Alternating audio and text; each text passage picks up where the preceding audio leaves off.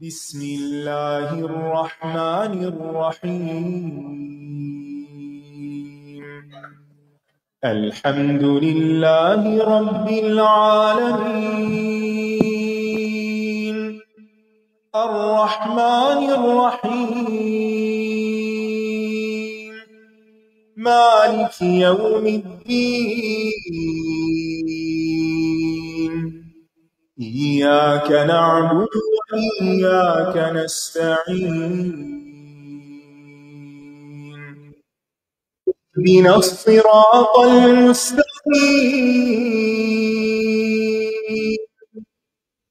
صراط الذين أنعمت عليهم غير المغضوب عليهم ولا الضالين.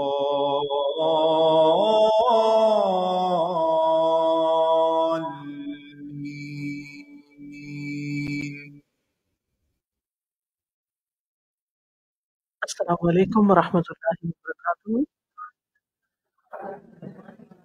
نحمده ونصلی علی رسولہ الکریم، اما بعد فاعوذ باللہ من الشیطان الرجیم، بسم اللہ الرحمن الرحیم، رب اشرح لی صدری ویسر لی امری واحلل عقدۃ من لسانی یفقهوا قولی۔ وما تفرقوا إلا من بعد ما جاءهم العلم بغيا بينهم ولولا كلمة سبقت من ربك إلى أجل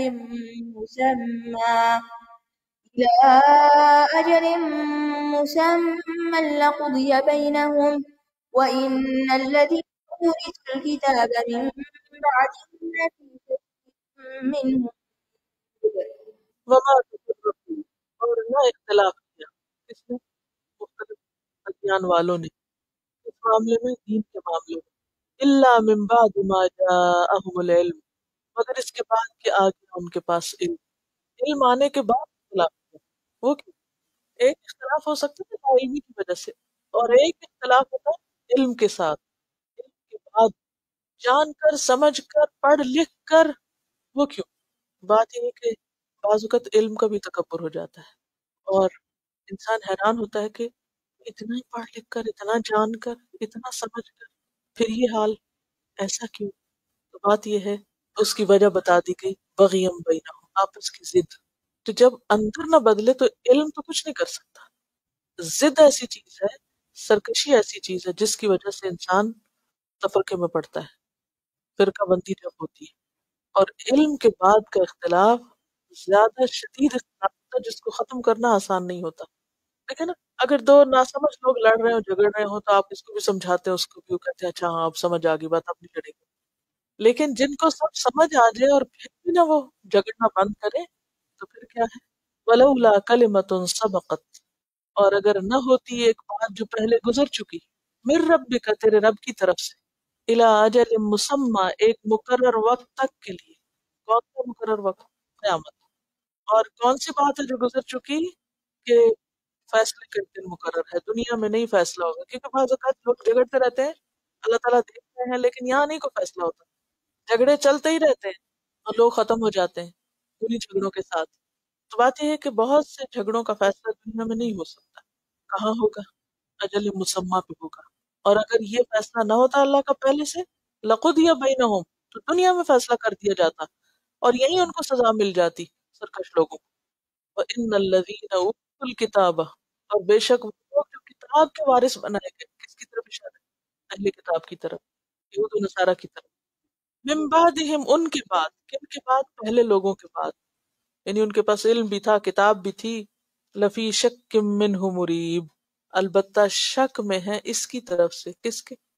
محمد صلی اللہ علیہ وسلم اور آپ کے لائے ہوئے پیغام کی طرف سے۔ مریب، متردد کرنے والا، قلق انگیز، بے چین کر دینے والا۔ بے چین کرنے والا شک کیوں ہوتا ہے انسان کو؟ شک میں کیا بے چینی؟ یعنی آپ کیوں بے چین ہوتے ہیں؟ کب بے چین ہوتے ہیں؟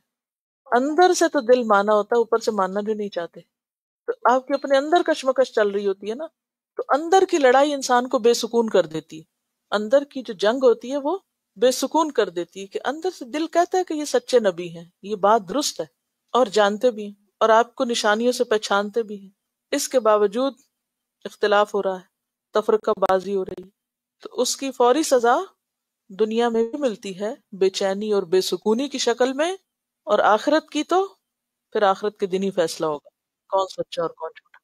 اب اس کا حل کیا ہے؟ فلذلك فادع واستقم كما أمرت ولا تتبع أهواءهم وقل آمنت بما أنزل الله من كتاب وأمرت لأعدل بينكم الله ربنا وربكم لنا أعمالنا ولكم أعمالكم لا حجة بيننا وبينكم الله يجمع بيننا وإليه المصير. فَلِذَلِكَ فَادْعُوهُ، بس اس کے لیے آپ دعوت دیں، وَاسْتَقِمْ اور جمے رہیں، کما امرتا جیسا کہ آپ کو حکم دیا گیا، یعنی چونکہ حالات ایسے ہیں لہذا آپ لوگوں کو حق کی طرف بلاتے رہیں۔ کیسے حالات؟ اورث الکتاب جن کو کتاب دی گئی تھی وہ آپس میں بھی لڑ لڑ کے مر گئے۔ آپ سے پہلے جو اہل دین موجود تھے ان کے آپس میں شدید اختلافات، جب اختلافات بڑھ جاتے تو سفر کون کرتا ہے؟ اگر دین والے آپس میں جھگڑنا شروع کر دیں نقصان کس کا ہوتا ہے؟ عوام الناس کا ہوتا ہے، کیا ان تک خیر نہیں پہنچتی؟ یہود و نصارہ کے آپس کے اختلاف کی وجہ سے جو حق کا پیغام ان کے ذریعے، کتاب کی بات ان کے ذریعے لوگوں تک جانی تھی، وہ کیا ہوئی؟ وہ تو بیچ میں رہ گئی، اس کے لیے وقت کہاں بچا؟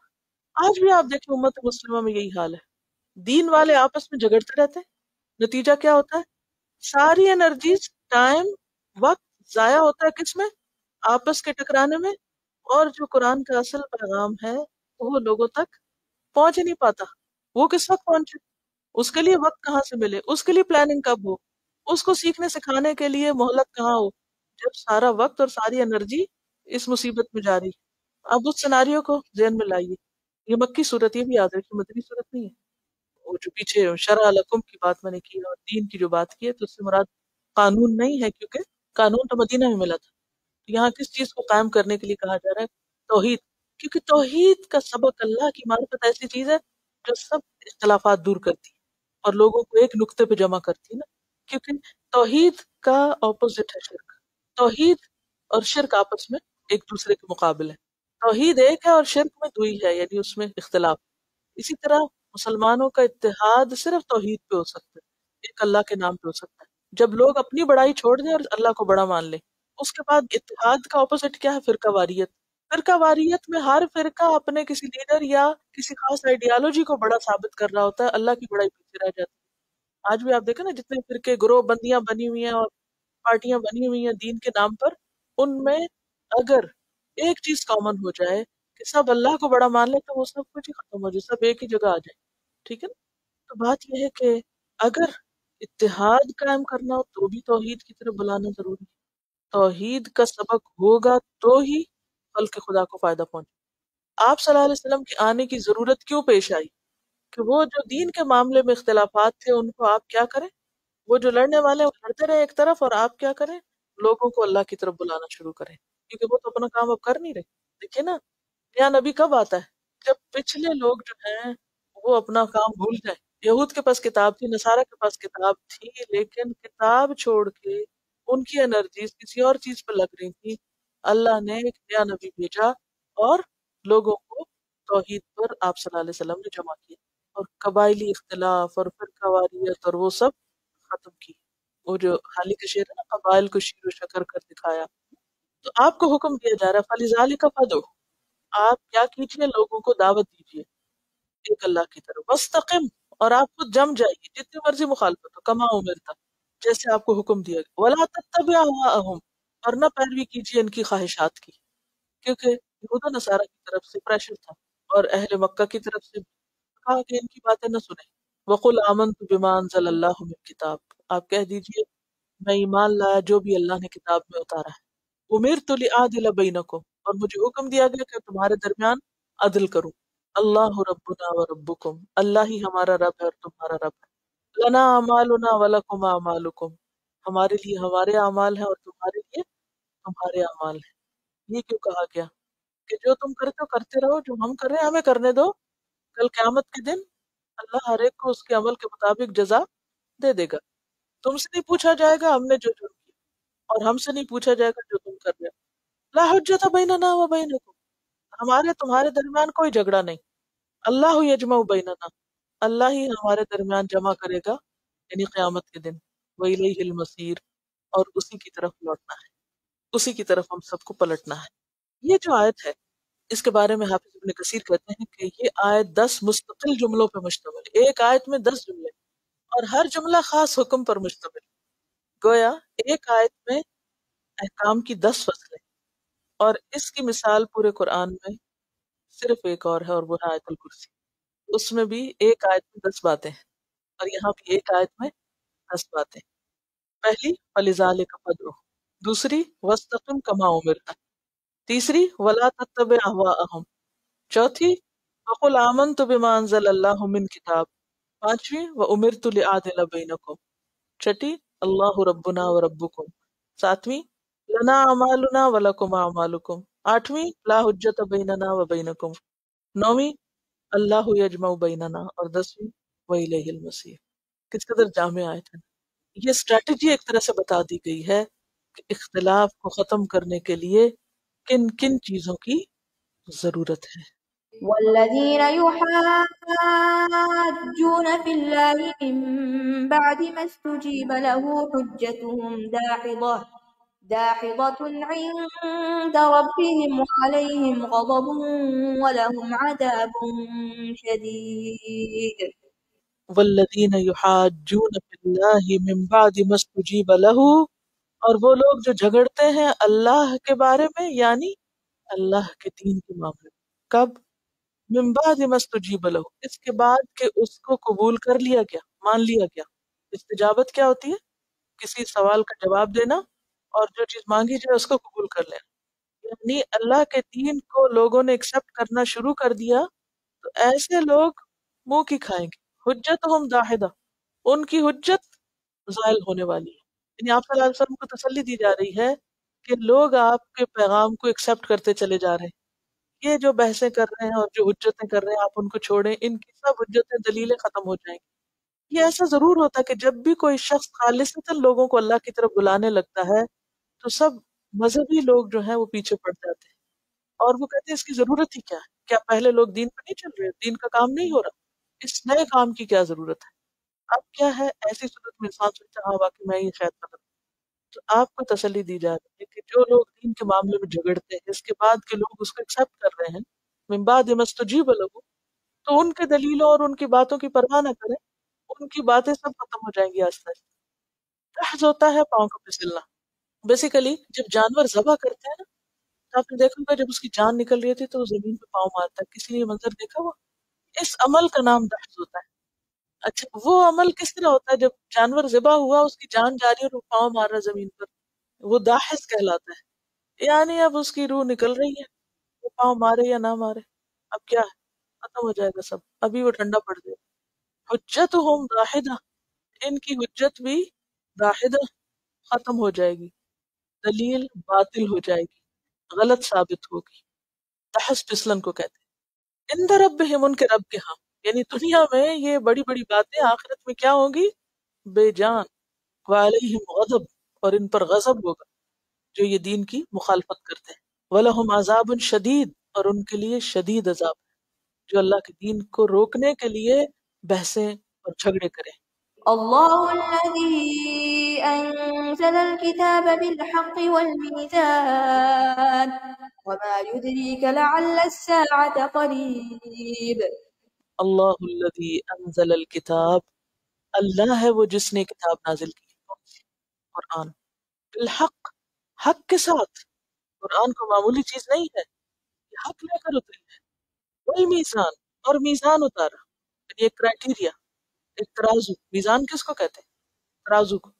قرآن پاک سورۃ الحدید آیت 25 میں بھی آتا ہے لقد ارسلنا رسلنا بالبینات وانزلنا معهم الکتاب والمیزان وما يدریک لعل الساعة قریب، اور کیا چیز بتائے تجھ کو کہ شاید قیامت کی گھڑی قریب آ لگی۔ دال را یا درا کا معنی ہوتا ہے کسی ہیلے یا تدبیر یا کسی اور چیز کے ذریعے کسی چیز کا علم حاصل ہونا، یعنی ہیلے تدبیر سے کوئی علم حاصل ہونا. اور عام معنی پھر کیا ہے؟ جاننا، معلوم کرنا. اور آپ کیا جانیں؟ لعل الساعة قریب، شاید کہ قیامت قریب آ گئی. یعنی جو لوگ بھی دنیا میں حق کی مخالفت کر رہے ہیں اور کتاب کی مخالفت خاص طور پر، ایک واضح میزان حق و باطل کا موجود ہے، پھر بھی وہ اپنی انا سے باز نہیں آتے، تو پھر ان کا معاملہ اللہ پہ چھوڑ دیں. اور یاد رکھنا چاہیے، مخاطب تو آپ کو کیا جا رہا ہے لیکن سنایا ان کو جا رہا ہے کہ شاید قیامت قریب ہی آ چکی ہے. اور ہر شخص جب مر جاتا ہے تو قیامت قریب ہی آ جاتی ہے، کہ انہیں سوچنا چاہیے کہ یہ مخالفت کب تک جاری رہے گی، آخر تو ختم ہونا ہے. اور جس دنیا کا انجام اور خاتمہ ایک دن یقینی ہے، اس میں انسان کتنی دیر کسی کے ساتھ کھینچا تانی کر سکتا ہے، کتنی دیر مقابلہ کر سکتا ہے، باطل حق کا کتنی دیر مقابلہ کرے. يستعجل بها الذين لا يؤمنون بها والذين آمنوا مشفقون منها ويعلمون أنها الحق ألا إن الذين يمارون في الساعة لفي ضلال بعيد. یستعجل بها الذین لا یؤمنون بها، جلدی مانگ رہے ہیں اس کو وہ لوگ جو اس پہ ایمان نہیں رکھتے. کس پر؟ کس کو جلدی مانگتے ہیں؟ قیامت کو، کہ جلدی قیامت آئے. اور یہ مذاق کے طور پہ کہتے ہیں والذین آمنوا، اور وہ جو ایمان لائے، مشفقون منہا، اس سے ڈر رہے ہیں. کس سے؟ قیامت کے آنے سے، کہ کیا بنے گا اس دن. اب آپ دیکھیے، ڈرنا تو ان کو چاہیے جنہوں نے کوئی تیاری نہیں کی. آپ نے دیکھا ہوگا کئی بچے بہت لائق ہوتے ہیں اور سب کچھ کر کے پھر بھی پریشان رہتے ہیں، اور کچھ بچے جو کچھ نہیں پڑھتے، امتحان کا خوف بھی کوئی نہیں ہوتا ان کو. تو یہ انہی کی مثال سمجھ لیں کہ جو اس کو مانتے نہیں وہ اس کی جلدی کر رہے ہیں، اور جو ایمان والے ہیں وہ اس قیامت کے نام سے ڈرتے ہیں کہ بنے گا کیا. والذین یؤتون ما آتوا وقلوبهم وجلہ، وہ لوگ جو دیتے ہیں جو بھی دینا چاہیے اور اس کے باوجود ان کے دل کانپتے رہتے ہیں، اللہ کے راستے میں سب کچھ دے کے بھی ڈرتے رہتے ہیں پتہ نہیں کیا بنے گا ہمارا. وَيَعْلَمُونَ أَنَّهَا الْحَقُّ، اور وہ جانتے ہیں کہ وہ حق ہے. الا ان الذین یمارون فی الساعہ، سنو بے شک وہ لوگ قیامت کے بارے میں جھگڑتے ہیں یا شک کرتے ہیں، کیونکہ میرا اور مریا کا یہ متمیم رہی ہے. مرا کہتے ہیں ایسی چیز کے بارے میں جھگڑنا جس کے تسلیم کرنے میں تردد ہو انسان. بے شک وہ لوگ جو قیامت کے معاملے میں جھگڑتے ہیں یا شک کرتے ہیں، لفی ضلال بعید، دور کی گمراہی میں مبتلا ہے، وہ سخت بھول کا شکار ہے. الله لطيف بعباده يرزق من يشاء وهو القوي العزيز. اللہ لطیف بعبادہ، اللہ بہت باریک بین ہے اپنے بندوں کے ساتھ، بہت شفقت کرنے والا. لطیف کا لفظ ہے نا لطف سے، لطف نرمی ہمدردی مہربانی کے لیے بھی آتا ہے اور باریکی کے لیے بھی آتا ہے. یعنی اللہ اپنے بندوں کو خوب جانتا ہے، ان کے اندر باہر کو جانتا ہے، اور اسی طرح وہ اپنے بندوں کے ساتھ بہت لطف کا معاملہ کرنے والا ہے. یرزق من یشاء، رزق دیتا ہے جس کو چاہتا ہے. وَهُوَ الْقَوِيُّ الْعَزِيزُ، اور وہ قوت والا ہے، زبردست ہے. یعنی اللہ اپنے بندوں کے سب معاملات حالات دیکھ رہا ہے، ان کو کھانے کو بھی دے رہا ہے، جس کو جتنا چاہتا ہے عطا کرتا ہے، قوت والا بھی، غلبے والا بھی ہے. اور اس کے باوجود لوگ بھول کا شکار ہے. تو خلاصہ کیا ہے کہ انسان کی انا اور تکبر صرف اس وقت ختم ہو سکتا ہے جب وہ اللہ کو بڑا مان لے اور آخرت کی فکر کرے. جس کو یہ یقین ہو کہ ایک دن اللہ کے ہاں جا کے جواب دینا ہے مجھے، تو وہ تو کسی اور ہی کام میں لگ جائے گا. وہ لوگوں کا حساب کم کرے گا، وہ اپنا حساب زیادہ کرے گا. سب سے بڑے مجرم وہ لوگ ہو جاتے ہیں جو علم آنے کے بعد آپس میں لڑتے ہیں اور اللہ کے دین کے راستے میں رکاوٹ بن جاتے ہیں. اب دیکھیں نا، مسلمان اس وقت چونکہ آپس میں لڑ رہے ہیں، پوری دنیا میں یہ حال ہے، کہیں چلے جائیں جہاں مرضی چلے جائیں، نتیجہ کیا ہے؟ ہم مسلم تک اسلام کا پیغام نہیں پہنچنا، کیونکہ وہ اپنے بھی جہالت کا شکار ہے. جب مسجدوں میں تعلیم کے بجائے جھگڑے شروع ہو جائیں تو پھر لوگوں کو کہاں سے کیا بات پتہ چلے گی. پھر یہ جرم کوئی چھوٹا جرم نہیں ہوتا کہ اللہ نے آپ کو ایک چیز دے رکھی ہے جس سے مخلوق فائدہ اٹھا سکتی ہے، اور صرف اس لیے نہیں اٹھا رہی کہ آپ کے پاس وقت نہیں ہے جھگڑوں سے، ہر ایک دوسرے سے کاٹ رہا ہے. جو کرنے کا کام ہے وہ یاد کوئی نہیں. دین کو نقصان خود دین کا نام لینے والوں نے کیا ہے. ہم سب اپنے بارے میں اب سوچیں کہ ہمیں کیا کرنا ہے، ہمارے لیے کیا راستہ ہے. یعنی آپ دیکھیں نا، اللہ نے آپ کو ایک طاقت دے دی، ہتھیار دے دیا. اگر آپ اس کو اس کی صحیح جگہ پر نہیں لگا رہے تو کیا ہوگا؟ کہیں اور لگے گا. چاہے مال ہو، علم ہو، کچھ بھی، اگر صحیح جگہ استعمال نہیں ہوگا تو غلط جگہ ہوگا، کیونکہ کوئی چین سے بیٹھے گا تو نہیں، اس کو کہیں تو لگنا ہی ہے. عقل کو آپ دیکھیں، ذہانت کو دیکھیں. جو لوگ بھی پازیٹیولی یوز نہیں کرتے وہ ہمیشہ اس کو نیگیٹو کاموں میں یوز کرتے ہیں. ہم سب کو اپنے احتساب کی ضرورت ہے. من كان يريد حرث الآخرة نزد له في حرثه ومن كان يريد حرث الدنيا نؤته منها وما له في الآخرة من نصيب. من کانا، جو کوئی ہے، یریدو، ارادہ رکھتا، چاہتا، ہرسا، ثواب، الآخرتی، آخرت کا. جو شخص بھی آخرت کا ثواب چاہتا ہے. ہرس کا لفظی معنی ہوتا ہے بیج بونا، کھیتی اگانا، اور پھر بیج بونے کا جو نتیجہ ہے یعنی پھل آنا اور اس کا نتیجہ نکلنا، اس کے لیے بھی استعمال ہوتا ہے. تو کوشش اور اس کا جو اجر ہے اس کی طرف اشارہ ہے، یعنی ریوارڈ یا ثواب کی طرف، عمل کا فائدہ، اجر. جو شخص آخرت کا اجر چاہتا ہے، یعنی اپنے اعمال کے صلے کے طور پر، اپنی محنت کے نتیجے کے طور پر، نزد لہو فی حرثہ، نزد، ہم بڑھا دیں گے، زیادہ کر دیں گے، لہو، اس کے لیے، یعنی ایسا چاہنے والے کے لیے، ایسی نیت کرنے والے کے لیے، فی حرثہ، اس کے اجر میں، اس کے ثواب میں، یعنی اس کا ثواب کئی گنا زیادہ دیں گے. اس کی محنت، اس کی کوشش اور اس کی بھاگ دوڑ کا صلہ اس کوشش کے مقابلے میں کئی گنا زیادہ ہوگا. زیادہ ہونے کا معنی کیا ہے؟ دو معنی. ایک معنی تو یہ ہے کہ دنیا میں بھی اس کا فائدہ اس کو دیں گے اور پھر آخرت میں بھی اس کو لے جائیں گے اور آخرت میں اسے مزید بڑھا کر دیں گے، کیونکہ والآخرت خیر و ابقا. اور دوسرا معنی یہ ہے کہ ایک کے بدلے میں 10 تو ہے ہی، اگر زیادہ اخلاص ہوا تو 700 گنا تک اور اس سے بھی زیادہ. جیسا کہ قرآن مجید میں سورۃ البقرہ میں اللہ کے راستے میں مال خرچ کرنے والوں کی مثال دی گئی. آیت نمبر 261 میں مثل الذین ينفقون اموالهم فی سبیل اللہ کمثل حبۃ انبتت 7 سنابل فی کل سنبلۃ 100 حبہ، کہ وہ لوگ جو اللہ کے راستے میں مال خرچ کرتے ہیں ان کی مثال ایک دانے کی طرح ہے کہ جو 7 بالیاں اگائے اور ہر بالی میں 100 دانے ہوں. تو گویا ایک کا اجر 700 گنا ہو گیا.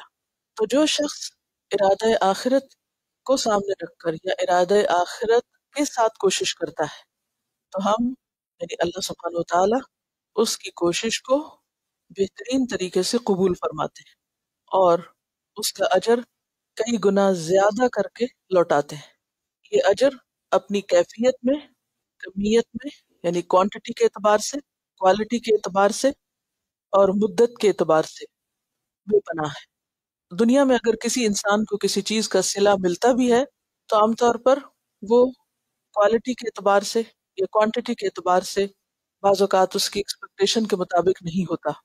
اور پھر اگر کوالٹی یا کوانٹٹی انسان کی طلب یا خواہش سے زیادہ بھی ہو تو ملنے والی نعمت محدود وقت کے لیے ہوتی، لمیٹڈ ٹائم کے لیے ہوتی ہے. لیکن جنت میں ملنے والا صلہ لا مقطوعۃ ولا ممنوعہ، نہ اس کا سلسلہ ختم ہوگا اور نہ ہی کوئی روک ٹوک ہوگی، کوئی بیچ میں آڑے نہیں آئے گا. لہذا عقل مند وہی ہے جو آخرت کو سامنے رکھ کر کام کرے اور اپنی کوششوں کا اجر اور صلہ آخرت کے لیے طلب کرے.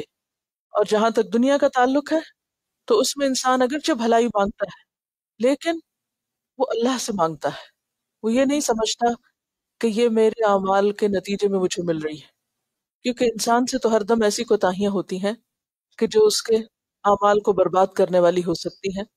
تو پھر تو انسان کے پاس دنیا میں کچھ بھی نہ رہے، کیونکہ قرآن مجید میں آتا ہے نا کہ اگر اللہ لوگوں کو ان کے کیے پہ پکڑنے لگے تو زمین میں ایک جاندار نہ بچے، تو کہاں یہ کہ انسان کو اجر و ثواب کچھ ملے.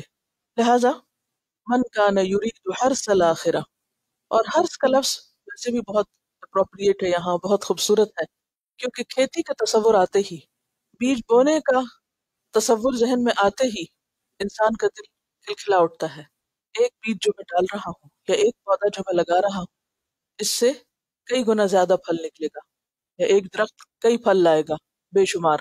یہ تو دنیا کے اعتبار سے بھی انسان کے لیے خوش کن تصور ہوتا ہے، اور خصوصاً ایک کسان جب محنت کرتا ہے تو اپنے نتیجے کو سامنے رکھ کر مشقتیں اٹھاتا ہے، اور پھر جب اس کا کھیت ہرا بھرا ہو جاتا ہے تو اس کی خوشی کا ٹھکانہ نہیں ہوتا۔ تو اسی طرح جو شخص دنیا میں ہر طرح کی محنت مشقت اس لیے کرتا ہے تاکہ اس کی آخرت سنور جائے، تو اللہ تعالیٰ اس کو اس کی توقعات سے بڑھ کر دینے والا ہے۔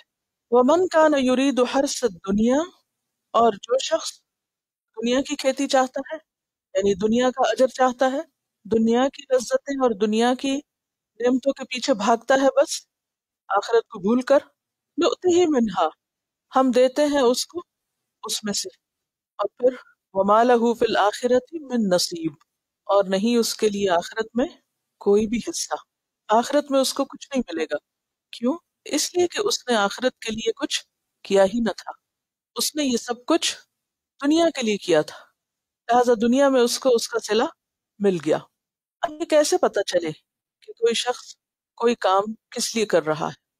اور کام بھی جیسے کہ آپ جانتے ہیں کہ ایک تو خالصتاً عبادت کے کام ہوتے ہیں، یعنی نماز ہے، روزہ ہے، حج، زکوٰۃ، تو بظاہر ان کا کوئی بھی شخص صلہ کیا چاہتا ہے؟ آخرت میں۔ لیکن بسا اوقات کچھ لوگ ان اعمال کا بدلہ بھی دنیا میں ہی چاہتے ہیں، اور اعمال کی ایک دوسری قسم دنیاوی اعمال کی ہوتی ہے، جیسے کھانا پینا، کام کاروبار، گھر کی صفائی، لباس، صحت اور زندگی کی دیگر ضروریات پوری کرنے کے لیے جو انسان بھاگ دوڑ کرتا رہتا ہے، ان کاموں کو بھی انسان کو دراصل آخرت ہی کی نیت سے کرنا چاہیے۔ اب بات یہ ہے کہ ان کاموں کو انسان آخرت کی نیت سے کیسے کرے؟ مثلاً کھانا کھائے، آخرت کی نیت سے کیسے کھائے؟ یا پکائے ایون تو آخرت کی نیت سے کیسے پکائے؟ یا خریدے تو آخرت کی نیت سے کیسے خریدے؟ یا اگر بیمار ہو جائے تو علاج آخرت کی نیت سے کیسے کرائے؟ یہ تو سارے دنیاوی کام ہے۔ بات یہ ہے کہ اگرچہ دیکھنے میں بظاہر دنیا کے کام نظر آتے ہیں، لیکن ان کا تعلق بھی ہماری آخرت سے ہے، کیونکہ اگر انسان صحت مند ہوگا تو اللہ کی عبادت کے قابل ہوگا۔ اللہ کی بہترین عبادت کب ہو سکتی ہے؟ جب انسان جسمانی طور پر صحت مند ہو۔ اسی طرح اگر انسان بھوکا ہو، اس کے پاس کھانے کو کچھ نہ ہو، تو کوئی کام نہیں کر سکتا۔ اگر انسان کی نیند پوری نہ ہو تو اس کی پرفارمنس پہ اثر پڑتا ہے، اس کا رویہ فرق ہو جاتا ہے۔ اسی طرح کوئی بھی کام کاروبار، چھوٹا سا کام ہو یا بڑا، جو شخص دنیا کے کاموں کو بھی آخرت کی نیت سے کرتا ہے، وہ ان کو بھی نمبر ایک احسن طریقے سے کرتا ہے، نمبر دو یہ کہ ان کاموں میں اگر کوئی مشکل پیش آئے تو واویلا نہیں کرتا، کرنے کے بعد کسی پہ احسان نہیں جتاتا، دوسروں کا جینا حرام نہیں کرتا، بلکہ وہ اس لیے کرتا ہے کہ یہ کام اس پر ایک ذمہ داری ہے۔ مثلاً بچوں کی پیدائش ہے، ان کی تعلیم اور تربیت ہے، ان کو کھلانا پلانا، نہلانا، ان کے لباس ضروریات کا خیال رکھنا، ان کو تعلیم دلوانا، بظاہر یہ دنیا کے کام ہے، لیکن ایک بچے کی اچھی تربیت اور اس کی تعلیم پر اگر انسان اس لیے خرچ کرتا ہے کہ وہ بہتر مسلمان بنے، اللہ کا بہترین تابعدار بنے، تو یہ سارا عمل باعث اجر ہے، عبادت ہے۔ لیکن بسا اوقات انسان کی نیت نہ ہونے سے یا نیت خراب ہونے سے اس کی یہ کوششیں صرف دنیا کی حد تک محدود رہ جاتی، اور آخرت کے لیے اس میں کچھ بھی حصہ نہیں ہوتا۔ تو بندہ مومن کے لیے ضروری ہے کہ وہ عبادات کی قسم کے کام تو آخرت ہی کے لیے کرے، لیکن وہ کام جو بظاہر دنیاوی نظر آتے ہیں ان کے پیچھے بھی اپنی نیت آخرت میں اجر کا حصول رکھے۔ پھر اسی طرح یہ بات بھی ذہن میں رہے کہ ہر انسان کے دو رویے ہو سکتے ہیں، یا انسانوں میں سے کچھ انسان دنیا پسند ہوتے ہیں اور کچھ انسان آخرت پسند ہوتے ہیں۔ ہم کہاں کھڑے ہیں؟ ہم سب اپنے آپ سے پوچھ سکتے ہیں کہ ہم کیا پسند کرتے ہیں، یعنی اپنے آپ سے پوچھیں کیا میں دنیا پسند ہوں یا آخرت پسند؟ اپنا ٹیسٹ خود لیں، اپنا جائزہ خود لیں، کیونکہ کوئی اور آپ کے بارے میں فیصلہ نہیں کر سکتا، کیونکہ ہو سکتا ہے کہ آپ بظاہر دین کے بہت سے کام کر رہے ہوں لیکن آپ کی نیت پیچھے سے خراب ہو، لوگ سمجھتے ہو کہ واہ واہ آپ تو بہت ہی نیکی کا کام کر رہے ہیں، لیکن وہ دراصل اللہ کے لیے نہیں، وہ کسی اور ہی غرض کے لیے ہے۔ تو کسی اور کو نہیں پتہ چل سکتا کہ آپ کوئی کام کیوں کر رہے ہیں، لیکن آپ اپنے آپ کے لیے بہترین جج ہو سکتے ہیں کہ آپ کون ہیں۔ اب یہ کہاں سے پتہ چلے؟ اس کا پتہ یوں چلا سکتے ہیں آپ کہ دنیا کا کام جس میں فوری فائدہ ہو اس کو کرتے وقت ہمارا رویہ کیا ہوتا ہے، اور دین کا کام یا آخرت کے ارادے سے کیا ہوا کام اس کو کرتے وقت ہماری سوچ کیا ہوتی ہے، جبکہ ہمیں فوراً نفع یا فائدہ حاصل ہوتا نظر نہیں آتا۔ کیا ہم پھر بھی استقامت اختیار کرتے ہیں، جمے رہتے ہیں، یا دل لگا کر کام کرتے ہیں، یا شوق سے کام کرتے ہیں؟ آپ دیکھیں گے کہ جو لوگ دنیا پسند ہوتے ہیں، جن کو آخرت کی کوئی فکر نہیں ہوتی، تو عموماً ان کا رویہ کیا ہوتا ہے کہ مثلاً اگر ان کی دنیا کی کوئی چیز خراب ہو جائے تو اس کی درستگی میں گھنٹوں بھی لگا سکتے ہیں، اور ان کو کبھی احساس نہیں ہوگا کہ میرا وقت ضائع ہو رہا ہے۔ لیکن اگر دین کا کوئی چھوٹا سا کام بھی کرنا پڑے تو بار بار گھڑی دیکھیں گے کہ کب ختم ہو اور کب جان چھوٹے۔ مثلاً ایک شخص جس کو اپنی گاڑی سے محبت ہے، دنیا دار کو بھی ہو سکتی ہے، دین دار کو بھی اپنی گاڑی سے محبت ہو سکتی ہے۔ دنیا دار کی محبت اپنی گاڑی سے شان کے لیے، اور دین دار کی اپنی گاڑی سے محبت دین کے لیے ہے، کہ یہ مجھے نماز کے لیے، یہ مجھے بندوں کی خدمت کے لیے، یہ مجھے نیکی کے اور کاموں کے لیے ایک ذریعہ ہے، یہ ایک سبب ہے، یا ایک سہولت مہیا کرتی ہے، وہ اس لیے اس کا خیال رکھتا ہے یا اس سے محبت کرتا ہے، جیسے حضرت سلیمان علیہ السلام نے کہا تھا کہ انی احببت حب الخیر عن ذکر ربی۔ لیکن ایک دنیا پسند انسان جس کو مثلاً اپنی گاڑی سے محبت ہے، اگر اس کی گاڑی میں تھوڑی سی بھی خرابی ہو جائے، کسی چیز سے ٹکرا گئی، کچھ اسکریچ آ گیا ہے، میلی ہو گئی ہے، آپ دیکھیں گے کہ وہ اس کی اصلاح میں، اس کی صفائی میں، اس کی مینٹیننس میں مال بھی لگائے گا، وقت بھی لگائے گا، اور محنت بھی کرے گا، اور اس کو ذرا بھی ملال، بلکہ وہ اس ساری تھکاوٹ اور کوشش کے بعد خوش ہوگا، کیا دیکھ کر کہ اب وہ بالکل ٹھیک واپس ویسی ہی ہو گئی جیسی اس کو ہونا چاہیے تھا۔ اب آپ دیکھیے کہ ایسے ہی شخص کو اگر کہا جائے کہ آؤ کچھ وقت دین کے لیے لگاؤ، مثلا دین سیکھنے کے لیے، دل کی صفائی کے لیے، نفس کے تزکیے کے لیے، اخلاق کی اصلاح کے لیے، عبادات درست طریقے سے کرنے کے لیے، تو وہی شخص جو گاڑی کے مینٹیننس میں گھنٹوں لگا سکتا ہے، دل کی اصلاح کے لیے اس کے پاس دن میں آدھا گھنٹہ بھی نہیں نکل سکتا، اس کے پاس وقت نہیں ہے۔ وہ ہر وقت کیا کہتا نظر آتا ہے؟ ٹائم نہیں ہے۔ جب آپ کی گاڑی خراب تھی تو آپ کے پاس کہاں سے ٹائم آیا تھا؟ اور خراب بھی ایسی نہیں تھی، بس صرف یہ کہ اس کی شان و شوکت میں تھوڑا سا فرق آیا تھا، اس کے اوپر ڈسٹ پڑ گئی تھی، یا وہ اندر سے میلی ہو گئی تھی، یا کچھ اور تبدیل کرنے والا تھا۔ کام اس کے ساتھ بھی چل سکتا تھا، لیکن وہ مزاج کے خلاف تھا۔ لیکن دل میں کیا کچھ پڑا ہوا ہے، کیا کچھ بھرا ہوا ہے، وہ بند ہے یا سیلڈ ہے، یا اللہ سے غافل ہے، یا بے سکون ہے، یا بے قرار ہے، اس کی پرواہی نہیں کہ وہ کہاں ہے۔ پھر اسی طرح آپ دیکھیے کہ جن خواتین کو گھروں سے محبت ہوتی ہے، وہ گھروں کی صفائی میں، ستھرائی میں، مینٹیننس میں کتنا وقت لگاتی ہیں، اور وہ جو وقت لگاتی ہیں، جو اپنی مرضی کے مطابق کام کرتی ہیں، اور زیادہ خوش ہوتی ہیں، کیونکہ یہ سب کچھ ان کے لیے باعث تسکین ہوتا ہے، اور باعث فخر بھی ہوتا ہے، دکھانے کا ذریعہ بھی ہوتا ہے نا، اپنی قابلیت منوانے کا ذریعہ بھی ہوتا ہے۔ ایسے ہی کسی شخص کو اگر یہ کہا جائے کہ کچھ وقت اپنی نماز درست کرنے کے لیے، جو تمہیں قرآن ٹھیک نہیں پڑھنا آتا، اللہ کا کلام ہے، کوئی معمولی چیز نہیں ہے، اللہ کی کتاب ہے، اس کو ذرا صحیح طور پہ پڑھ لو، اس کے لیے وقت نکالو، تو اس کا رویہ اور ایٹیٹیوڈ کیا ہوگا؟ وقت نہیں۔ کیوں؟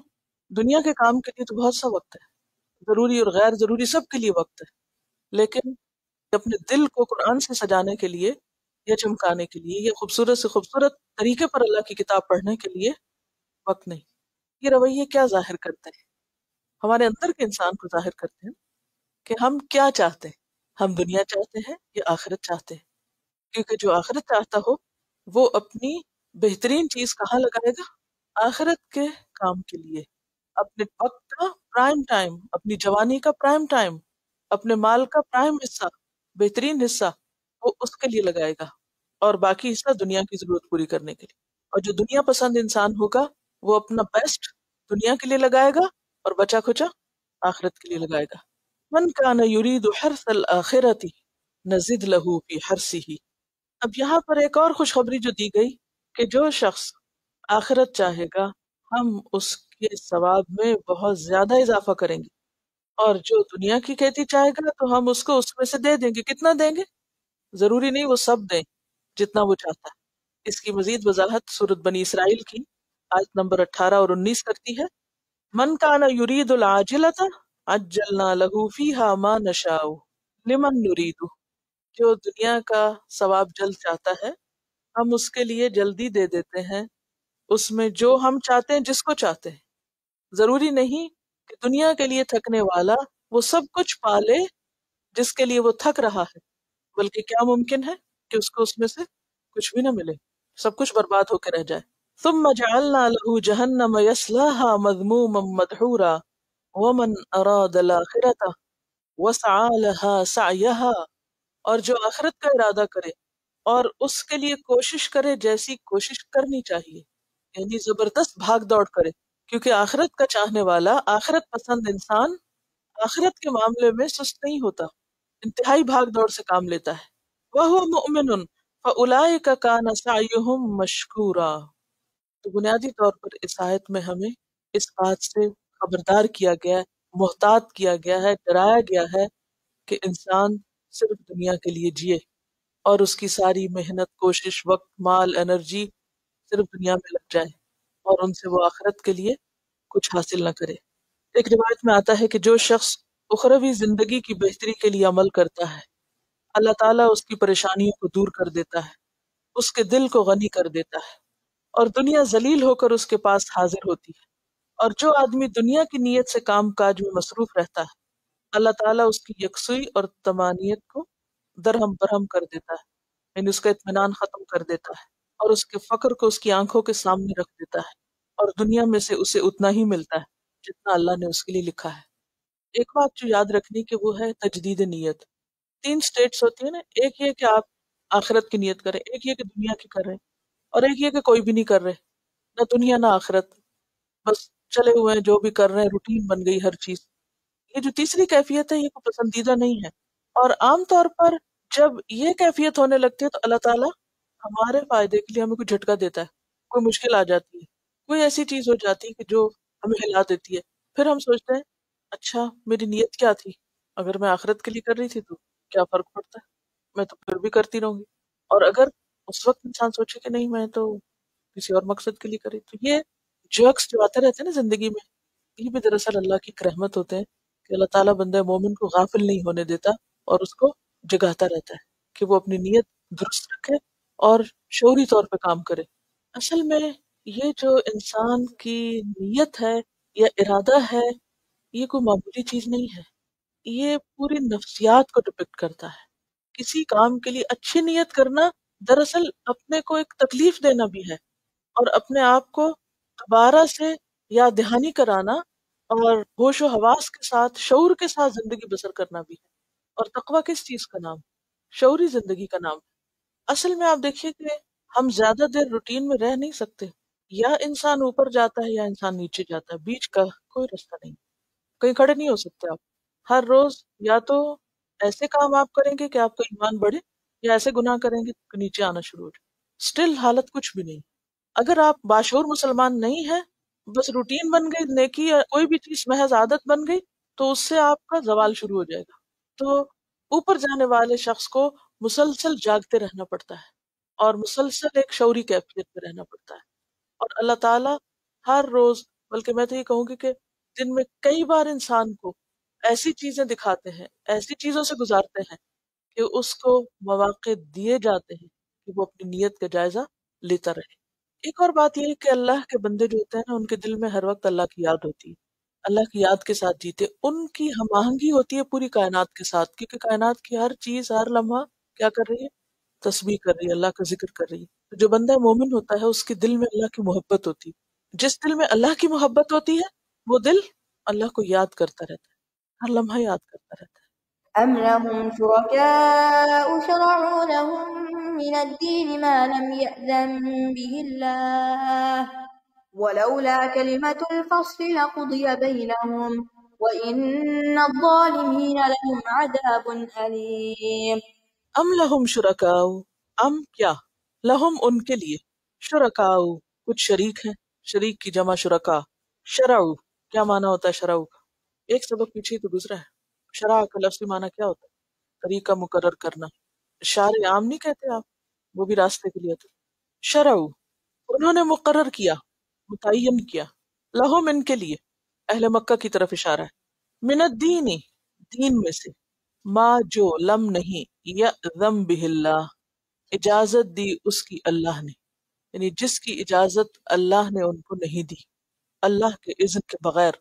اور اذن جو ہے وہ شرعی بھی ہوتا ہے اور قدری بھی ہوتا ہے یا کونی.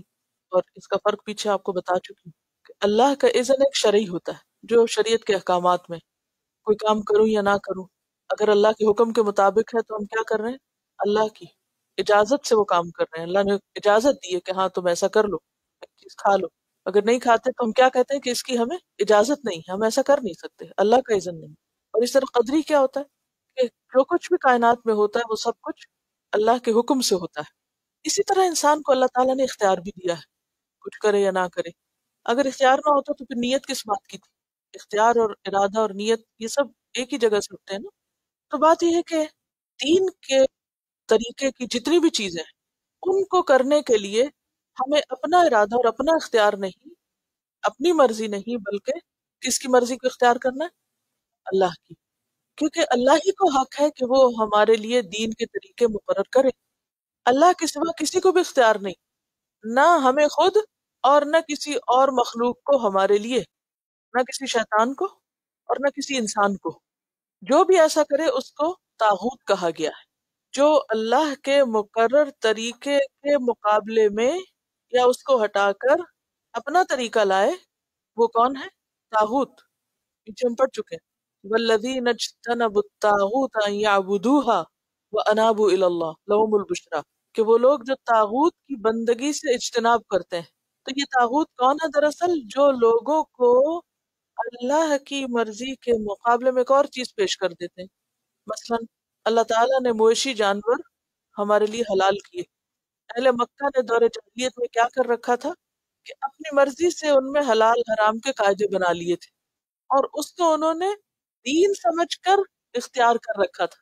اللہ نے کہا کہ تم بھیڑ کی گائے کا گوشت کھا سکتے ہو، ذبح کر کے کھاؤ، مر جائے تو نہیں کھاؤ. انہوں نے کیا کہا کہ یہ کیا بات ہے، خود مار کے کھا لیتے ہو، اللہ مار دے تو نہیں کھاتے، وہ بھی کھا سکتے ہو.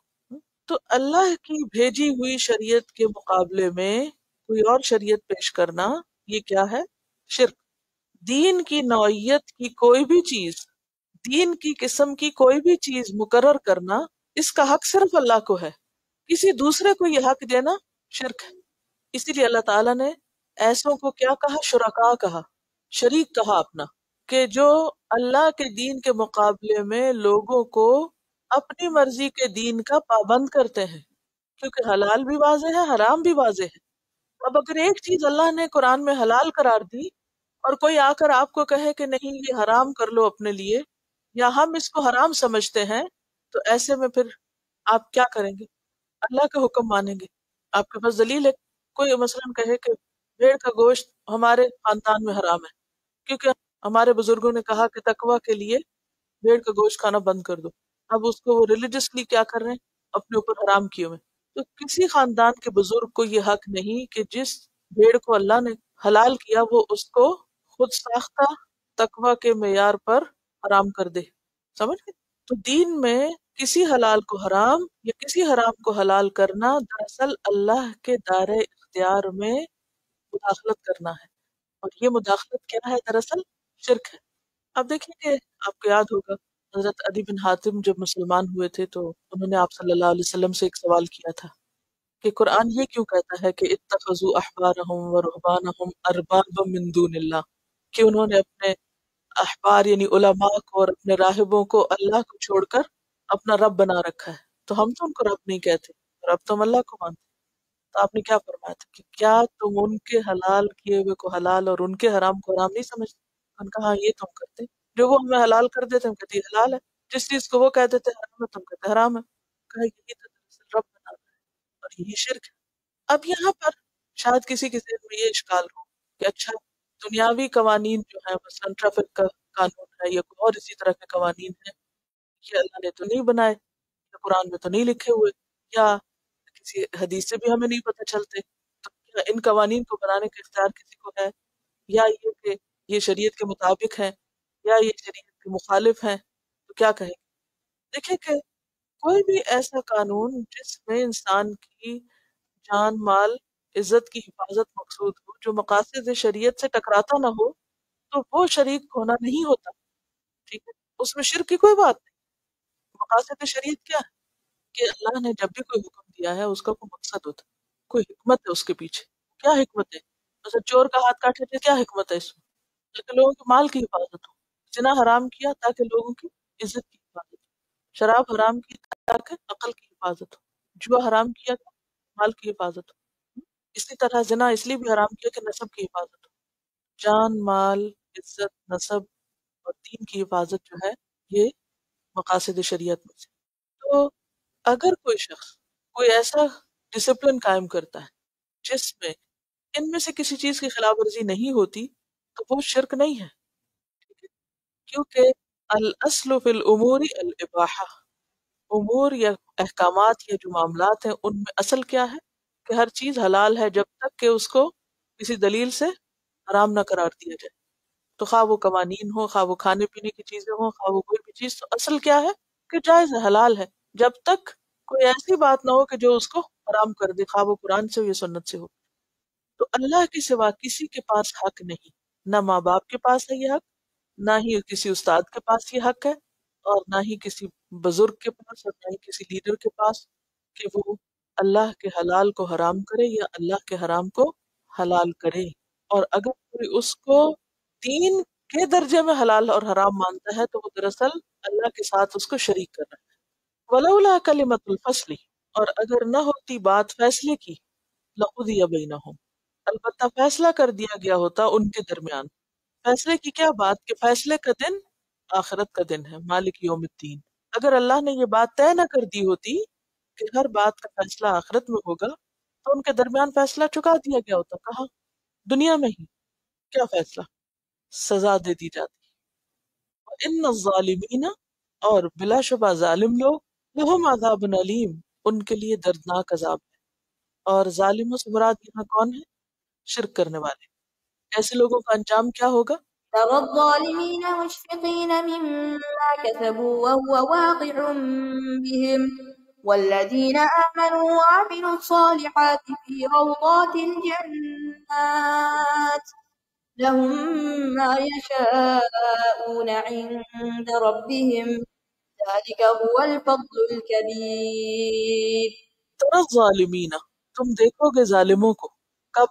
قیامت کے دن. دنیا میں تو حقیقت نہیں کھلتی نا بہت سی چیزوں کی. ان کا حال کیا ہوگا؟ مشفقین, ڈرنے والے ہوں گے, ڈر رہے ہوں گے. کیوں؟ مما کسبوا, اس سے جو انہوں نے کمائی کی. کون سی؟ یہ جس کا پیچھے ذکر ہے خاص طور پر, اور عمومی طور پر کوئی بھی ظلم کا کام. کہاں؟ دنیا میں.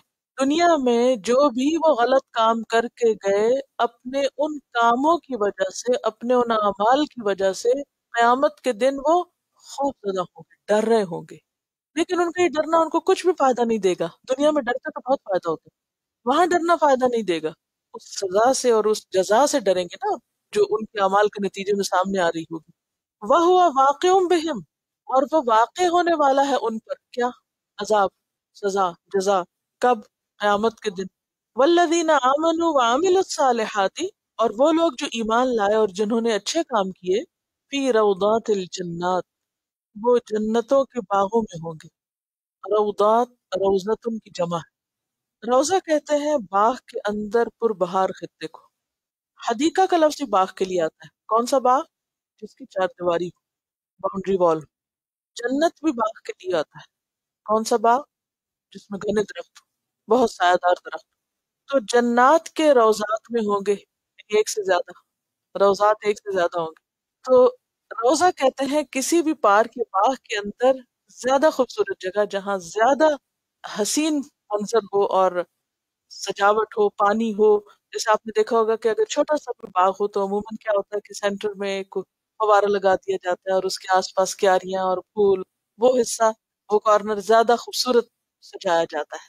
تو جنت بھی ویسے تو بہت ہی خوبصورت ہے, لیکن جنت کے کچھ حصے مزید خوبصورت بنائے گئے جہاں ان کی قیام گاہیں ہوں گی. اگر آپ نے کبھی کوئی فارم ہاؤس دیکھا ہو تو آپ دیکھو گا کہ فارم کی لینڈ جو ہوتی ہے وہ کئی ایکڑ پہ پھیلی ہوئی ہوتی ہے, ہر طرف سبزہ نظر آ رہا ہوتی ہے. لیکن جس جگہ پر گھر ہوتا ہے اس گھر کے آس پاس کا ایریا زیادہ مینٹین کیا ہوتا ہے. کس کے مقابلے میں؟ اس بڑے میدان کے مقابلے میں. تو یہاں مزید حسن کو نمایاں کرنے کے لیے کہ جنت کے سبزہ زاروں میں، گلستانوں میں اور خوبصورت مقامات پر وہ وہاں رکھے جائیں گے. پیچھے بھی آپ پڑھ چکے فَأَمَّا الَّذِينَ آمَنُوا وَعَمِلُوا الصَّالِحَاتِ فَهُمْ فِي رَوْضَةٍ يَحْبَرُونَ.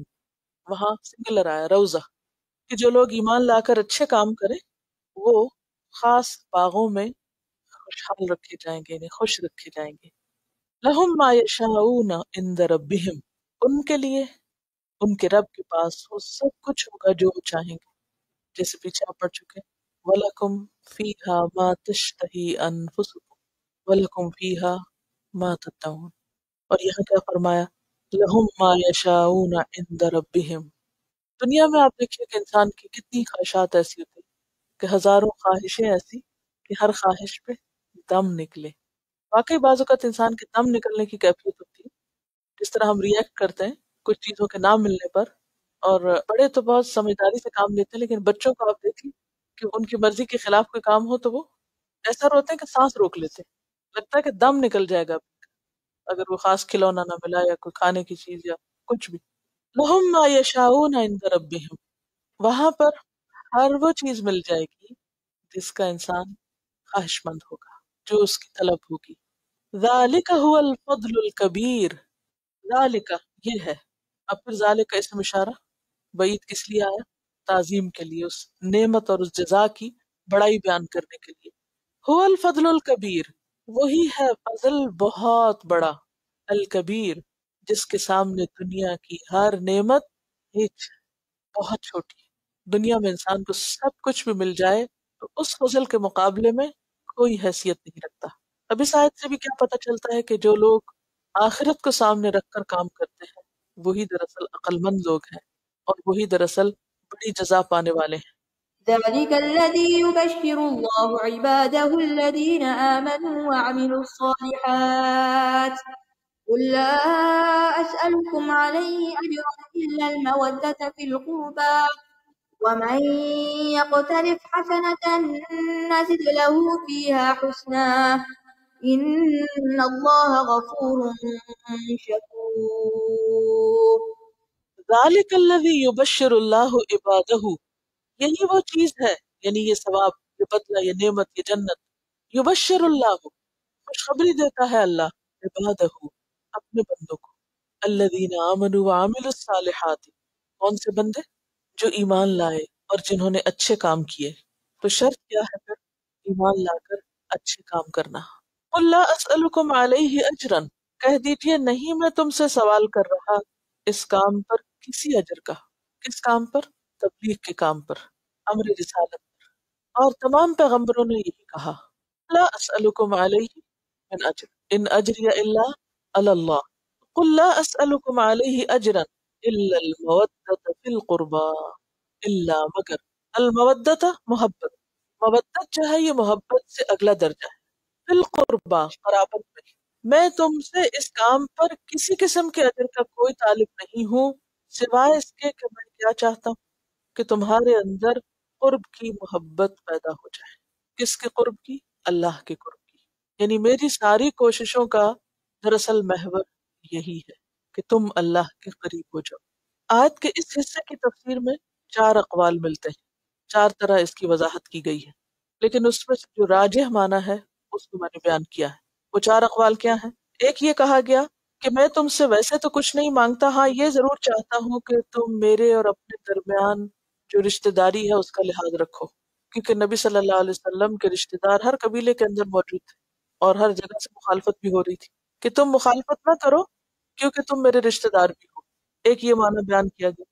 دوسرا معنی یہ کیا جاتا ہے کہ میں تم سے کوئی صلہ نہیں مانگتا، ہاں یہ کہ تم میرے رشتہ داروں کا خیال رکھو. اور اس بات کو لے کر پھر بعض لوگوں نے کہا کہ اس سے مراد حضرت فاطمہ اور حضرت علی ہیں اور پھر ان کے بچے ہیں اہل بیت جن کو قرار دیتے ہیں. لیکن بات یہ ہے کہ یہ صورت مکی ہے اور اس وقت حضرت فاطمہ کی شادی بھی نہیں ہوئی تھی، ابھی بچوں کا تو سوال پیدا نہیں ہوتا. اور ویسے بھی کسی پیغمبر کی شان کے خلاف ہے یہ بات کہ وہ تبلیغ اس لیے کرے کہ صلے میں اس کو رشتہ داروں کے لیے یا اپنے بچوں کے لیے کچھ ملے، یا خود تو اجر نہ لے اور یہ چاہے کہ میرے بچوں کو اجر دے دیا جائے میری کوششوں کا. یہ کوئی پیغمبر نہیں کر سکتا. تیسرا معنی یہ کیا گیا کہ میں تم سے اس کام پر کوئی اجر نہیں چاہتا مگر یہ کہ تم اپنے رشتہ داروں کا خیال کرو، اپنے رشتہ داروں سے محبت کرو۔ یہ معنی بھی کچھ سمجھ میں نہیں آتا کہ ایک پیغمبر کی ساری کوششیں صرف اسی ایک پیغام کے لیے تو نہیں ہے کہ لوگ دین پڑھ کر رشتہ داروں کا ہی بس خیال رکھیں اور کوئی کام نہ کریں۔ ایک لمیٹڈ معنی ہو جاتا ہے۔ اور چوتھا معنی یہ ہے کہ قرب اللہ کی محبت تمہارے دل میں پیدا ہو جائے۔ قربہ، قرب کے معنی میں کہ مجھے کچھ نہیں چاہیے، میں جو تمہیں اللہ کی طرف بلا رہا ہوں اس کے نتیجے میں مجھے نہیں کچھ چاہیے، میں کیا چاہتا ہوں کہ تمہارے اندر کیا پیدا ہو جائے، اللہ کی محبت پیدا ہو جائے، تم اللہ کے قریب ہو جاؤ۔ تو ان میں سے کون سا معنی زیادہ سمجھ میں آتا ہے؟ یعنی پیغمبر کی کوششوں اور پیغمبر کی ذات اور شان کے مطابق ہے یہ بات کہ وہ اپنی کوششوں کا صلہ کیا دیکھنا چاہتے ہیں، کہ جس کام کے لیے وہ مبعوث ہوئے ہیں، اور وہ کیا ہے، اللہ کے بندوں کو اللہ سے جوڑنا۔ وما خلقت الجن والانس الا لیعبدون، وہی چیز ان کے اندر آ جائے۔ بعض اوقات جب اللہ کا کوئی بندہ لوگوں کو اللہ کی طرف بلاتا ہے تو عموماً کیا سمجھا جاتا ہے کہ اس کے پیچھے اس کا کوئی مقصد ہوگا، کوئی غرض ہوگی، کوئی مفاد ہوگا، کوئی وجہ ہے۔ اور کبھی ایک چیز، کبھی دوسری، کبھی تیسری چیز کے بارے میں لوگ زیوم کرتے رہتے ہیں۔ لیکن پیغمبر اس کام کے لیے مبعوث نہیں ہوتے کہ وہ اپنی تبلیغ کے ذریعے دنیا کمائیں یا اپنے رشتہ داروں کو آگے بڑھائیں۔ ان کا مقصد کیا ہوتا ہے کہ وہ کیا کرے، لوگوں کو اللہ سے جوڑے، اور اس کام میں خواہ رشتہ دار بھی کام آئے یا مال کام آئے یا جو بھی کام آئے، وہ سب اسی مقصد اور اسی غرض کے لیے۔ اب نتیجتاً وَمَن يَقْتَرِفْ حَسَنَةً، جو بھی کرے گا نیکی، نیک عمل، یقترف، اقتراف باب افتعال سے ہے، روٹ اس کا قاف ریفے ہے۔ قرفن کہتے ہیں چھلکے کو، قرفہ کا معنی ہوتا ہے زخم کا چھلکا اتارنا۔ عام طور پر اقتراف کا لفظ جو ہے وہ مذموم معنوں میں استعمال ہوتا ہے، اسی لیے عربی کا ایک محاورہ ہے الاعتراف یزیل الاقتراف، کسی غلطی کا اعتراف کر لینا، اس کو مان جانا، کیا کرتا ہے، زائل کر دیتا ہے کس کو، غلط کام کو۔ یعنی التائب من الذنب کمن لا ذنب لہ، گناہ سے توبہ کرنے والا ایسا ہے جیسے اس نے کوئی گناہ کیا ہی نہ ہو۔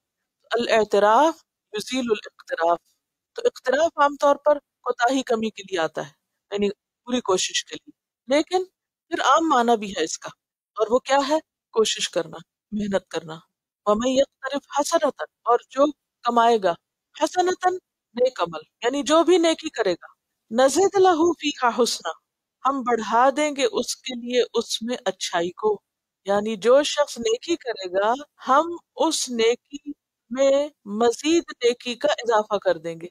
یہ ایسے ہی ہے نا کہ بعض اوقات گورنمنٹ کی طرف سے جیسے اعلان ہوتا ہے کہ اگر آپ فلاں جگہ ڈونیشن دیں گے تو جتنی آپ دیں گے اتنی ہی آپ کو ٹیکس میں ریبیٹ ملے گی، یا پھر یہ کہ اتنی ڈونیشن گورنمنٹ کی طرف سے ایکولی آپ کے حصے سے، یعنی آپ کی طرف سے ایک طرف سے چلی جائے گی۔ یعنی اگر آپ ایک کاز کو سپورٹ کرتے ہیں تو آپ کے کاز کو وہ بھی سپورٹ کریں گے، اور آپ کا ایک کام دو ہو کر آپ کی طرف سے جائے گا۔ اب ایک شخص ایک نیکی کرتا ہے تو اللہ تعالیٰ اس نیکی کے صلے میں اس کو ایک اور نیکی کی توفیق دے دیتے ہیں، نیکی میں نیکی ڈال دیتے ہیں، نیکی سے نیکی نکلتی، نیکی سے نیکی کا دروازہ کھلتا ہے۔ یعنی آپ نے ایک نیکی کی تو اللہ نے آپ کو ایک اور کی توفیق دے دی، تو وہ کوشش بھی ڈبل ہو گئی، اجر تو ڈبل ہے نا، پیچھے یہ گزر چکا کہ اگر آپ ایک نیکی کریں تو اس کا اجر کتنے گنا، 10 گنا۔ پہلا ٹارگٹ جس کو آپ میٹ کرتے ہیں جزا کا وہ ہے 1 = 10، اور پھر اس کے بعد جتنا بھی وہ بڑھتا جاتا ہے، اسکور بڑھتا جاتا ہے۔ لیکن یہاں کیا ہے، صرف جزا نہیں، نیکی کی کوشش میں مزید توفیق۔ اب جب آپ کو مزید نیکی کا موقع مل رہا ہے تو پھر جزا بھی تو مزید اور دگنی چگنی ہو جائے گی نا، کیونکہ انسان جو کرتا ہے اس کے مطابق ہی اس کو ملے گا۔ وَمَن يَقْتَرِفْ حَسَنَةً نَزِدْ لَهُ فِيهَا حُسْنًا، کہ نیکی کرنے والے کی نیکی میں اور نیکی کا اضافہ کر دیں گے، نیکی کے بعد مزید نیکی کی توفیق دیں گے۔ یہ دراصل ایک نیکی کا وہ صلہ ہے جو انسان کو دنیا میں ملتا ہے۔ اب ہم صلہ صرف کس کو کہتے ہیں، انعام کو، جو کسی کیش کی شکل میں ہو یا کسی کائنڈ کی شکل میں ہو، کہ ہم نے یہ اچھا کیا اس کا عوض ہمیں اتنا مل جائے۔ لیکن اللہ کے ہاں عوض کے کئی طریقے، اور وہ کیا ہے، آپ نے اچھا کیا، اللہ آپ کو اور اچھا کرنے کی توفیق دے رہا ہے، اور یہ جو اچھا کرنے کی توفیق ہے یہ آپ کے دل کو خوش کر دیتی ہے اور نیکی میں جماتی ہے، اور نیکی کے اندر ایک اطمینان دلاتی ہے، اور ہدایت میں اضافہ ہوتا چلا جاتا ہے۔ سورۃ مریم آیت 76 میں آتا نا وَيَزِيدُ اللَّهُ الَّذِينَ اهْتَدَوْا هُدًى، اللہ ہدایت پانے والوں کی ہدایت میں اور اضافہ کر دیتا ہے، یعنی جو ہدایت پانا چاہتا ہے وہ کیا کرتا ہے اور ہدایت دیتا چلا جاتا ہے اس کو۔ سورۃ بنی اسرائیل میں آتا ہے 109 میں وَيَزِيدُهُمْ خُشُوعًا، ان کی خشوع میں اضافہ ہو جاتا ہے، ٹھیک ہے۔ اور بندہ مومن کی مثال قرآن مجید میں کس سے دی گئی؟ شجرہ طیبہ سے، اور شجرہ طیبہ کیا کرتا ہے؟ گرو کرتا رہتا ہے، اور گرو کرتے کرتے اونچا ہوتا چلا جاتا ہے، اور فرعها فی السماء، بلندی میں بھی بہت اونچا، تؤتی اکلہا کل حین، وہ اپنے پھل ہر آن دیتا رہتا ہے، ایور گرین پودا ہے، یعنی نیکیوں میں اضافے پر اضافہ ہوتا چلا جاتا ہے۔ جیسے قرآن مجید کی ایک اور آیت میں بھی آتا ہے وَإِن تَكُ حَسَنَةً يُضَاعِفْهَا، اجر بھی بڑھتا ہے اور کوششوں میں بھی اضافہ ہوتا ہے۔ ایک واقعہ ہے، حضرت عبداللہ بن رواحہ نے اپنے ایک ساتھی سے کہا آؤ کچھ دیر کے لیے ایمان لے آئیں، تو وہ ان سے ناراض ہوئے کہ کیا ہمارے پاس ایمان نہیں ہے، کیا ہم پہلے سے ایمان والے نہیں کہ تم کہتے اور ایمان لے آئیں؟ تو انہوں نے کیا کہا؟ انہوں نے یہ کہا اگر ہم اللہ کو یاد کرتے ہیں تو اس سے ہمارے ایمان میں مزید اضافہ ہوتا ہے۔ تو ان کا کہنے کا مطلب کیا تھا کہ آؤ میں تم بیٹھ کر اللہ کی باتیں کریں، کیونکہ اس سے ہمارے ایمان میں اور اضافہ ہوگا، ہمارے دلوں میں اللہ کی محبت اور بڑھ جائے گی۔ جیسے موسیٰ علیہ السلام نے کہا تھا نا کہ ہارون علیہ السلام کو آپ نبی بنائیے تاکہ ہم مل کے آپ کا ذکر کریں، کہ نسبحک کثیرا ونذکرک کثیرا انک کنت بنا بصیرا۔ تو وہ کیا ہے؟ نیکی کے کام میں مزید سہولت، مزید خوشی، مزید اضافہ اور آگے بڑھنا۔ حضرت عثمان بن عفان کا ایک قول نقل کیا گیا ہے کہ اگر تمہارے دل پاک ہو جائیں، یعنی حسد سے، بغض سے، کینے سے، نفرتوں سے، تو اللہ کی بات سے تم کو سیری نہ ہو، یعنی تمہارے دل بھرے ہی نہ۔ اگر تمہارے دل صاف ہو تو تمہارے دل اللہ کے ذکر سے، اللہ کی باتوں سے کبھی بھر کے نہ دے۔ عربی کے لفظ ہے لو طہرت قلوبکم ما شبعتم من کلام ربکم، اگر تمہارے دل پاک ہو جائیں تو تمہارے دل رب کے کلام سے، رب کی باتوں سے کبھی پر نہ ہو، کبھی سیر نہ ہو۔ بات یہ ہے کہ کسی بھی نیکی کی کوئی حد نہیں ہے کہ بس وہ یہاں تک کی جا سکتی۔ ہم نے تو گنی ہوئی ہے نا، لاکھ دفعہ کر لیں، سوا کر دیں اور معلوم نہیں گنتیاں کتنی کتنی، لیکن جس دل میں اللہ کی محبت ہوتی ہے وہ لاکھ سوا لاکھ بس نہیں کرتا، اور نہ ہی وہ کسی لمٹ کے اندر رہ کے کرتا ہے، بلکہ وہ کیا کرتا ہے؟ جتنا بھی ہو، مزید ہو اور ہو، وہ نیکی کر کے تھکتا نہیں، کہیں اس کی اینڈ نہیں ہوتی کہ بس بس اب اتنا کافی ہے میرے لیے اور اس سے زیادہ مجھے ضرورت نہیں، کبھی نہیں۔ ہاں، کون سی چیز جلدی بھر جاتی ہے؟ جو چھوٹی ہوتی ہے، چھوٹی چیز جلدی بھرتی ہے۔ مثلاً آپ دیکھیں کہ اگر آپ پانی ایک گلاس میں ڈالیں تو گلاس جلدی بھر جائے گا، ٹب میں ڈالیں کتنی دیر لگتی ہے ٹب بھرنے میں؟ ٹائم لگتا ہے نا۔ جھیل، دریا، سمندر نہیں بھرتے نا۔ یہی حال بنتا ہے مومن کے دل کا ہے، جتنی نفرتیں بھری ہوگی نا اتنا دل سکڑا ہوا ہوگا، چھوٹا ہوگا دل، اور پھر اس سے کیا ہوگا؟ تھوڑا سا ذکر کافی ہے، بس دل اکتانے لگ گیا، آپ کو وہ کوئی اور باتیں یاد آ رہی ہیں اور دل کہیں اور منہمک ہے، یا دنیا کی محبت بھری ہوئی ہے، یا کچھ اور چیزیں ایسی دل میں سمائی ہوئی ہیں، فکر، غم، پریشانیاں، کہ وہ ذکر کی مجلس میں، اللہ کی بات میں دل جمتا ہی نہیں، لگتا ہی نہیں، بھر کیا ہے، تھوڑی دیر کے بعد ہی بس تھک گئے، آگے اندر کچھ جا ہی نہیں رہا۔ اور آپ نے دیکھا ہوگا کہ جب آپ کوئی نیکی کا کام کر کے آتے ہیں یا کوئی خیر کر کے آتے ہیں تو دل کے اندر جو خوشی ہوتی ہے، اس خوشی سے دل اتنا کھلتا ہے کہ پھر مزید اللہ کا ذکر اور اللہ کا کلام اور نماز اور کوئی بھی چیز جو ہوتی ہے وہ آپ کتنی بھی کرتے چلے جائیں، آپ اکتاتے نہیں، وقت ختم ہو جاتا ہے لیکن آپ نہیں اکتاتے، آپ نہیں تھکتے، کیونکہ ابھی تو وہ ستر خالی پڑا ہے، کیونکہ اللہ کی جو یاد ہے نا یا اس کا جو ذکر ہے اس کی کوئی لمٹ نہیں۔ قرآن پاک میں آتا ہے نا کہ لو کان البحر مدادا لکلمات ربی لنفد البحر قبل ان تنفد کلمات ربی ولو جئنا بمثله مددا۔ اللہ کے کلمے، اللہ کی باتیں کہیں ختم ہی نہیں ہوتی، اور مومن کا دل سمندر کی طرح ہوتا ہے، وہ کبھی بھرتا ہی نہیں، کبھی بڑے سے بڑا نیکی کا کام کر کے تھکتا ہی نہیں، کبھی نہیں سوچتا کہ میں نے کچھ کر لیا، وہ کیا سوچتا ہے؟ ابھی تو کچھ بھی نہیں کیا، ابھی تو میری تسلی، ساری زندگی اس کی تسلی نہیں ہوتی، اس لیے وہ آخری دم تک بھاگتا رہتا۔ امام احمد بن حنبل 76 ایئرس کے ہو گئے۔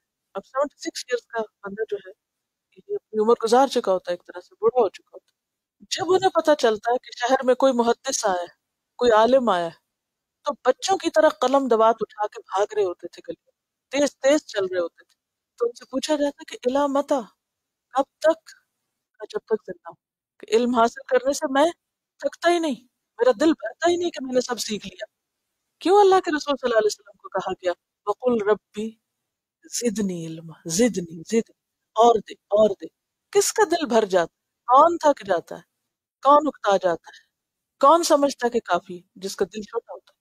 جب دنیا کا معاملہ آتا ہے تو ہمارے دل بھرتے ہیں؟ کس چیز میں دل بھرتا ہے؟